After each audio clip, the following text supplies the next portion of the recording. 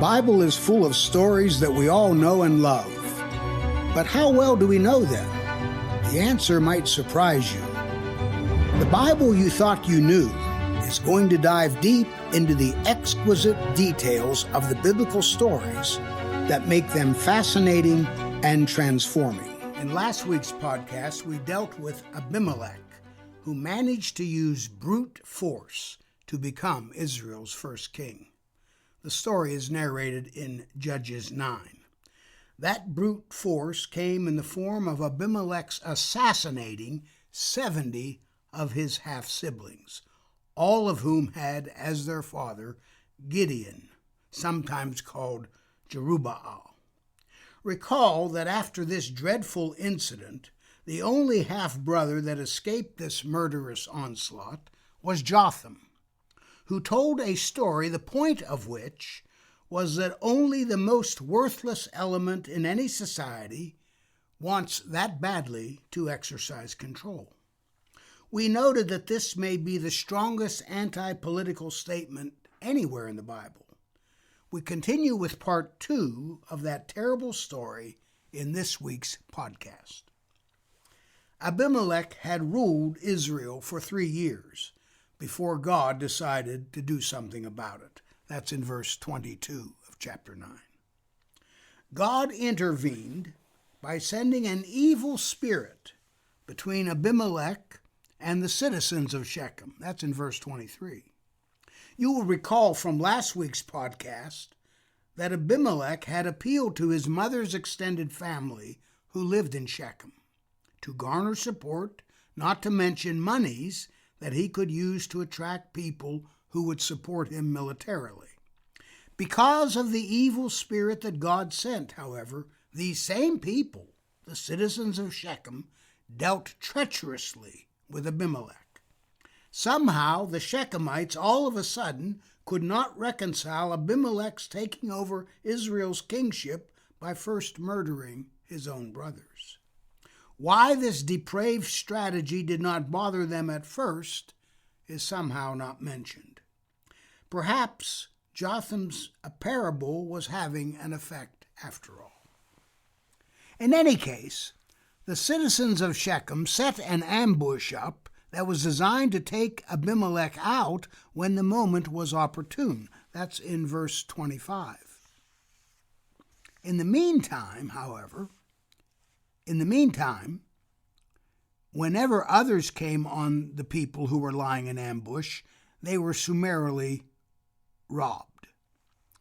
There were no obvious good guys or bad guys in this story. Except for Jotham, everyone was a bad guy. It was a sad commentary on Israel. In time, though, Abimelech got wind of this ambush. At this point, another character is introduced into the story, more or less out of the blue, a man by the name of Gaal ben Ebed. That's in verse 26. He moved into Shechem and soon gained the confidence of the citizens. How he did this is not specified.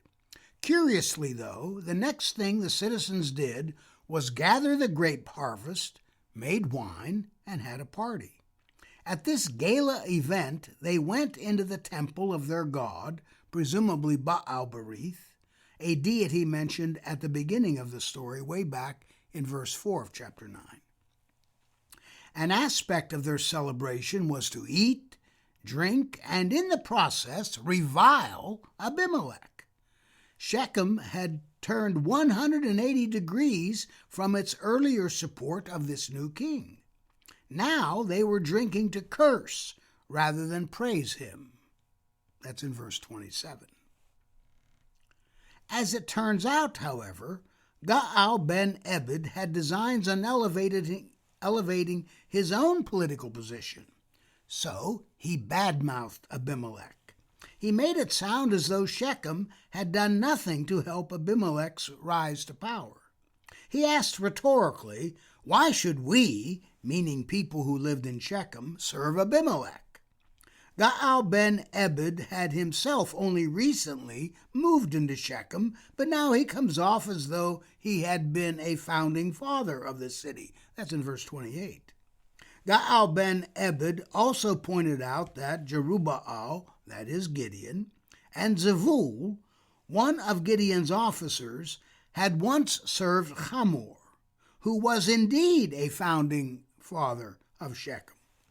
The implication was that if Gideon had once served a favorite son of Shechem, how could they forget that and now be loyal to a son of Gideon, namely Abimelech?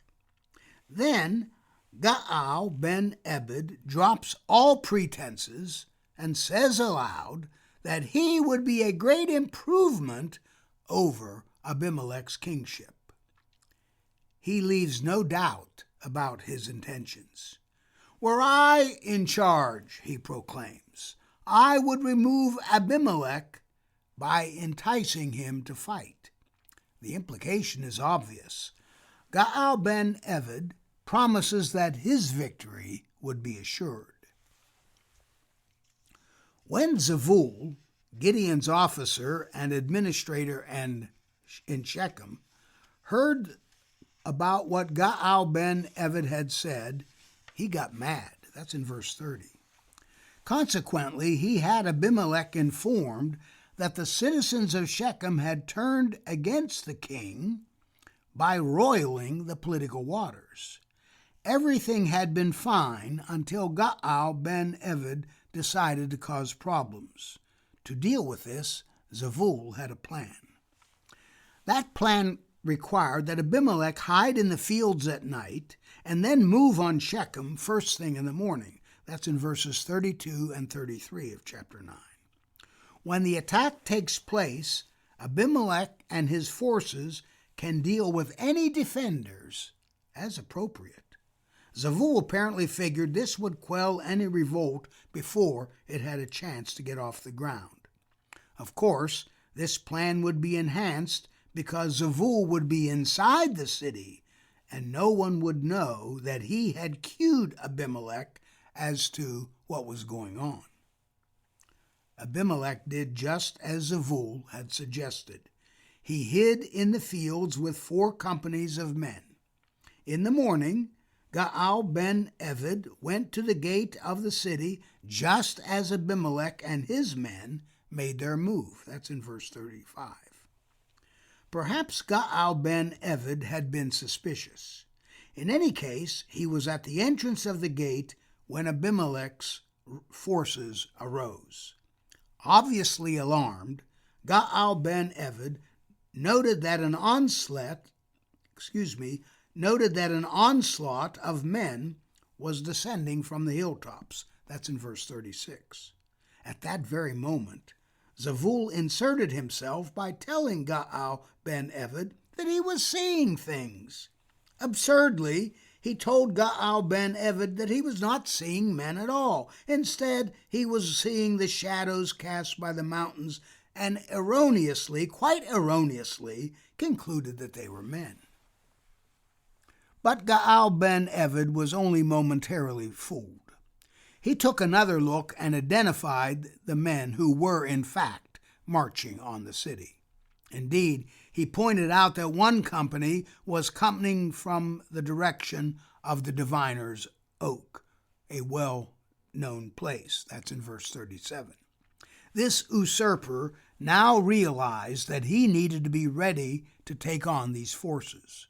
Once Zavul realized that Gaal ben Ebed had indeed seen Abimelech's men, he dropped all pretenses.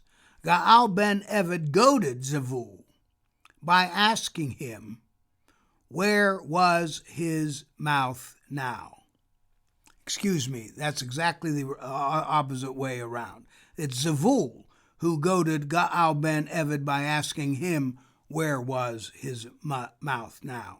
He had disdained Abimelech and now was being forced to fight with him and his men. The battle was engaged. It did not take long for Abimelech to prevail. The king chased Gaal ben Ebed, in the meantime inflicting casualties. In the aftermath, Abimelech stayed in Arumah while Zavul expelled Gaal ben Ebed and those who had supported him. That's in verse 41. But for Abimelech, this was only the first salvo. On the next day, either people or troops went out into the surrounding fields. The same Hebrew word means either people or troops. This is in verse 42. Abimelech realized that a counter move was afoot and responded to it. Dividing his men into 3 groups, he was waiting for those coming out of the city in the same fields toward which they were heading. In no time flat, he defeated them soundly. While that battle was ending, Abimelech entered the city of Shechem and slaughtered most of the residents. Before he was done, he razed the city and sowed it with salt, thus rendering the land unusable. Do not forget what Jotham had said about the propensity of a bramble bush's ability to kindle a massive fire. That's way back in verse 16. With this devastation in the city, those who had survived ran first to the temple of El-Berith, again a Canaanite shrine. From there, they went and sought refuge in the Tower of Shechem. That's in verse 47. Abimelech countered this attempt to escape his clutches by going to Mount Zalmon and cutting brush. He then instructed his men to do the same. Abimelech had already razed the city, but he wanted to burn down the tower as well. He used the brush for that purpose, resulting in the death of the final 1,000 inhabitants of the city.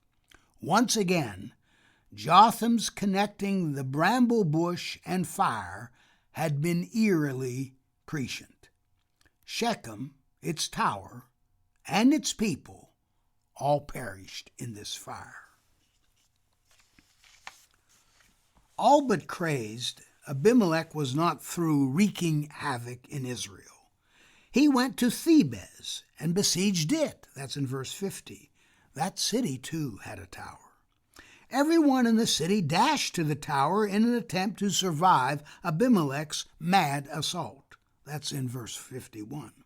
Why King Abimelech wanted to do this to Thebes is never mentioned. It is as though he was on a mission to destroy Israel. The bramble bush was now out of control. When Abimelech reached the tower, he approached the door. Once more, he wanted to use fire as a tactic. That had worked so very well and so very tragically in Shechem. But a certain woman, an unnamed woman, a woman in the crowd, so to speak, threw a wrench into the works. That's in verse 53. Or, more accurately, she threw a millstone into the works. This woman managed to hit Abimelech right in the head with the millstone. Though badly injured, Abimelech was still able to ask his armor-bearer to kill him. His request had nothing to do with dying quickly and avoiding the pain of a slow death. Instead, he did not want the word ever to get out that he had been killed by a woman. Somehow he knew that a woman was the culprit, and he could not abide the thought of being bested by a woman in battle. Regardless, the armor-bearer obeyed Abimelech's request and thrust his spear into the king, who promptly died. Just for the record, Abimelech's desire never to let word get out that he had died did not work. In fact, it became so well known that it almost achieved proverbial status. When much later, David remonstrated with Joab about his incompetent failure to protect soldiers in an assault on a wall, the king cited Abimelech's death at the hands of a woman as an example of how not to conduct warfare. That's in 2 Samuel chapter 11, verse 20. So much for Abimelech's effort to avoid humiliation at all costs. At the conclusion of this sorry episode, the Israelites went home. It would be some time before Israel flirted once again with the idea that a king would be a good thing in Israel.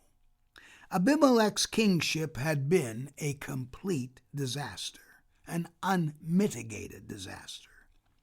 His basing his whole kingship on what one of my graduate professors, George Mendenhall, referred to as, quote, the superior ability to commit murder, end of quote, doomed his kingship from the outset. God requited Abimelech's sin and avenged even the greater sin of the Shechemites, who made a man like Abimelech king in the first place. Of course, the whole story is poetic justice for Jotham's parable. Putting a bramble bush in charge is to encourage fires that will threaten even the cedars of Lebanon. This story provides a stark commentary on the human use of power. Virtually every political system that has ever been devised requires the exercise of power. That power comes in many forms. One thinks perhaps most readily of police power or military power. It is a supreme irony that human sinfulness requires the very power that itself symbolizes that sinfulness, sometimes in exponential ways. This is why power is always to be restrained. This is why there are rules that even the police have to follow. This is why there are even rules for conducting something as god-awful as war. And this is why a lack of police restraint or war crimes so badly assault human society. Jotham's parable is not well known. Given the history of the human propensity to elevate bramble bushes into positions of authority, and therefore power, explains that. It is perhaps time to bring Jotham's parable back to the discussion, back to the table, so to speak. I want to encourage you once again to go to my website, faspina.com, and record there your email so that I can have a way to contact you for the mini courses.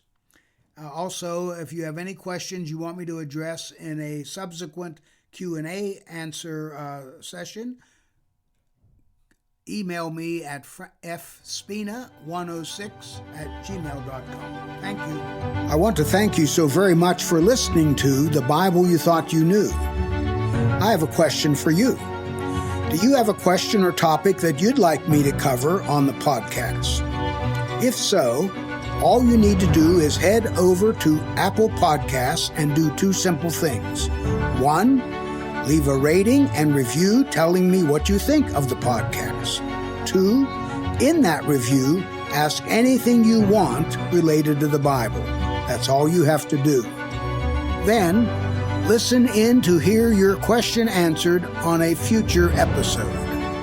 Join us next time on The Bible You Thought You Knew when we discuss Jesus' personal Bible. God bless.